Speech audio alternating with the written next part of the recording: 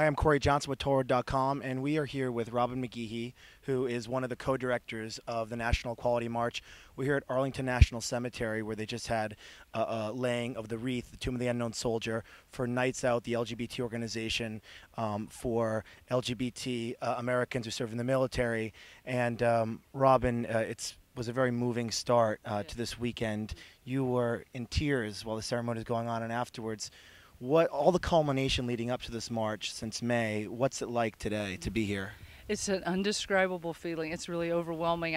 I know that there's a lot of energy of, frustration around the current administration. I know there's lots of energy around individual legislative, initiatives that are out there that are federal.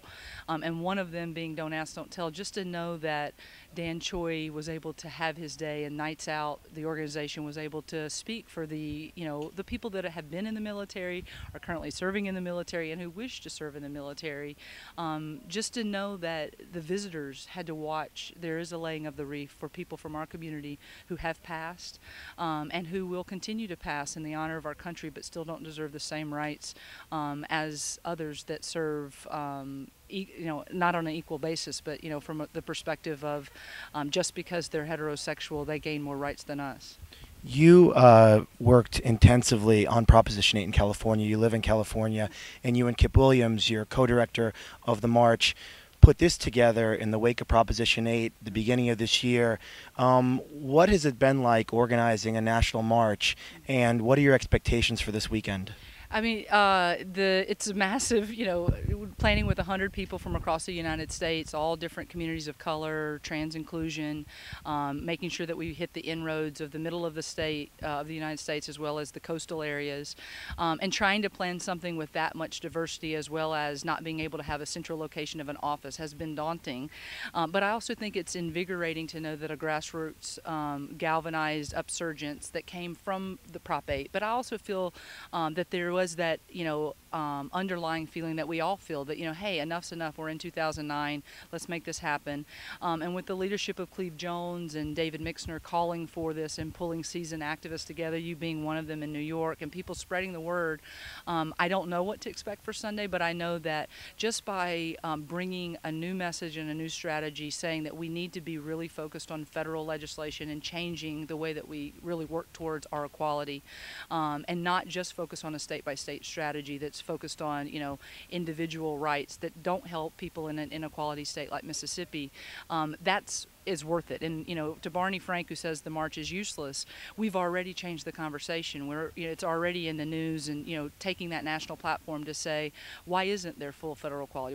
Why is there not an omnibus bill? And if there's 100 people, which is the march organizers, or there's 10,000 people, or however many show up, I think it's a success because you are changing the conversation towards full federal equality. The last march was in 2000 when Bill Clinton was leaving office and the Republicans controlled Congress at the time. It's 9 years later. That was in April of 2000. Now we're in October of 2009. This is the 5th LGBT National March on Washington, and each point along the way in our movement's history, there have been different reasons to march. You just talked about some of the reasons now, but looking back, what did you learn from previous marches, the 4 previous marches, to where you got today here in Washington, Columbus Day weekend? I think for me, in 1993, I was in Jackson, Mississippi, a closeted woman, struggling with religious persecution, and I remember going to the 7-Eleven and reading the Clarion Ledger and Yervash Vade's speech that mesmerized me, and thought, I have that dream of being out, of being included, and being equal.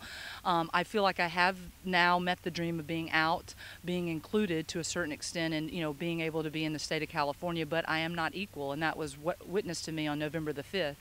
And it's even more witness from a federal perspective. So I think what we've learned in our previous marches is that visibility encourages our movement to have more identity, but I think what we're trying to gain now is our dignity, and saying that we are people who are free and equal people, and we want to be treated like a free and equal people. And lastly, the LGBT movement is sort of at a maturity point right now, with President Obama, a Democrat, controlling the White House, the Democrats controlling majorities in the House and Senate, the community wanting more action sooner on those levels.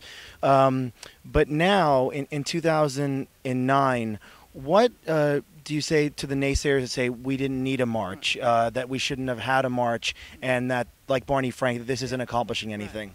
My main thing I would say is that we were getting crumbs from the president where he is repealing and changing legislation that George Bush had put into office when he made lots of promises to us while he was on the campaign trail running for office. And I think those could continue to be empty promises if we don't push him. He even said that at the White House Tea Party that he had with the elite of the LGBT movement. And my argument would be for the national dinner that's happening on Saturday night that I don't believe that President Obama would have come to that dinner had not this type of movement be happening at the same time in Washington, D.C. I think that the problem with our current way of looking at it is sometimes we settle too much for the easy benefits instead of looking at benefiting all of us. And that's signing federal, benefits, or that is, appointing someone to the New Zealand gay ambassador. That doesn't help someone in Mississippi. It doesn't help people who are fighting for rights in California or Washington State or Maine. And the reality for me is to say we have to push him. It is our time to push him. And if we wait too long, he's going to be on to a new campaign, and we may be met with the same promises. And I'm unwilling to wait until 2017 the way that Joe Salome said last night. In my opinion, my kids are going to be 7 years older, or no, wait, not 7 years old, however many years older that is, 8 years older, yeah. And they deserve their dignity now. They deserve to have their family treated equally. And I go back to, 1963 and Martin Luther King's speech around judging my children on the same content of character and not on the content of their family. We are no different than the people that live next door to us, but we are different on the rights that we're able to enjoy. And you just mentioned Joe Salmones and the Human Rights Campaign. Joe's the president of the Human Rights Campaign. The movement this past year in the wake of Proposition 8 is sort of decentralized a lot. They're calling it Stonewall 2.0. Right. And you and Kip Williams were never folks that were sort of involved in the national movement. You guys did activism in California, right, and you really created something pretty amazing that's taking place in California this weekend. Do you see now the movement at a point now where you have groups like HRC and NGLTF and GLAAD and other groups that do important work, absolutely, but now with social networking and blogs and people to be in touch with each other, right, the movement sort of changed in a way, and we're sort of seeing that in 2009. Right, and I think that is the social media that we have the capacity of being able to work with right now. In 63, Bayard Rustin sent postcards. Now we're using Facebook and Twitter. And I think that for us, what we're learning is that the same struggles that I had in California with the No on 8 campaign, there are people in Florida that have that with different things that are going on there. There are grassroots activists that don't feel connected and feel disenfranchised from the national organizations that are branded to represent us. And it's not saying that they're doing anything bad. We just need something that knits those activists together.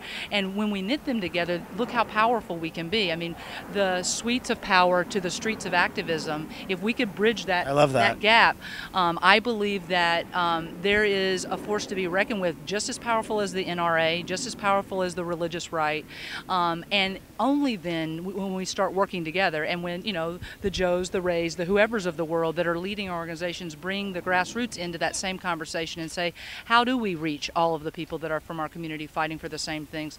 Only then will we be a force to be reckoned with. If we look at it as an us and them, we're never going to get anywhere. And we are doing exactly what they want us to do, which is self-implode. I'm Corey Johnson for Towleroad.com with Robin McGehee, one of the co-directors of the National Equality March.